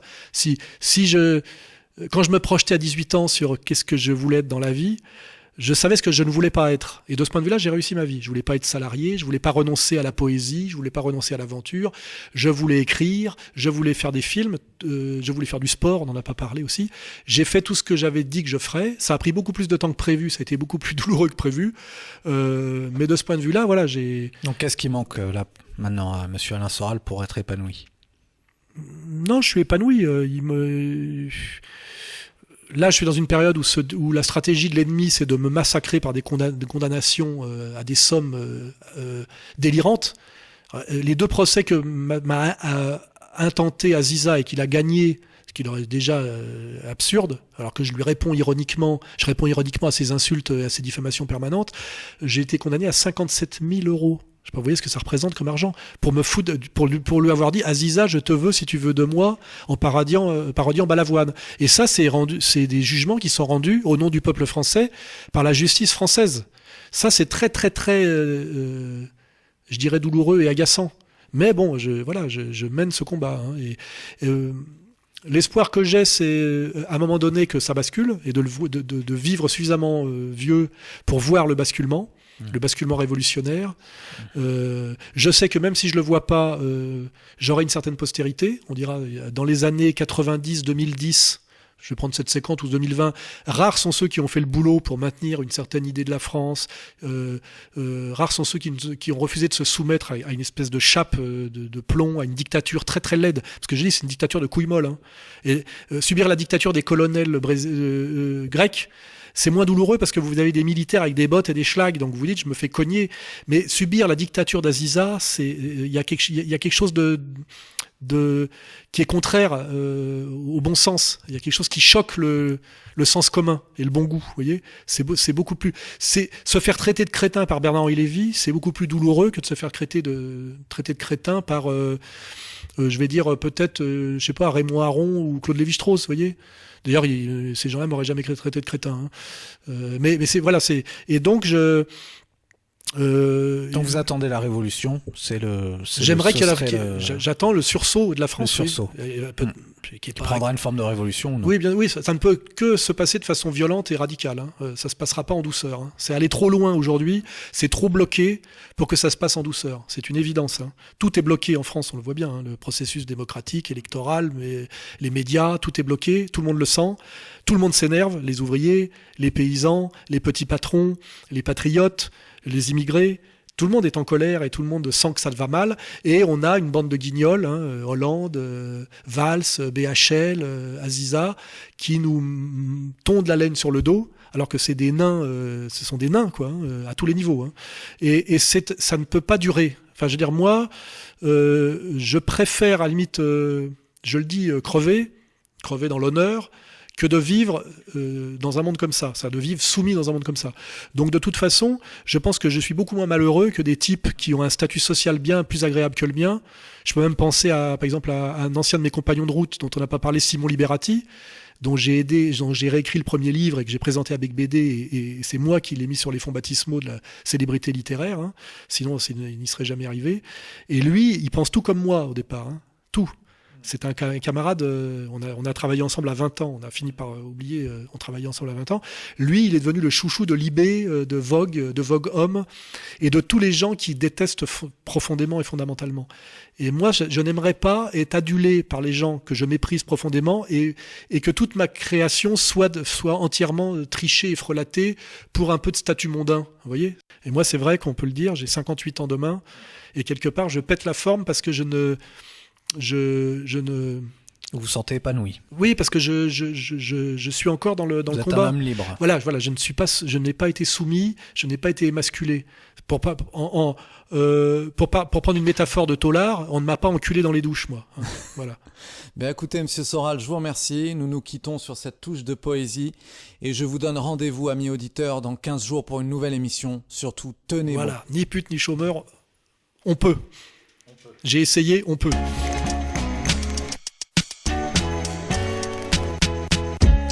Vous semblez oublier en effet, mes amis, que vous n'êtes que des salariés, c'est-à-dire les êtres les plus vulnérables du monde capitaliste.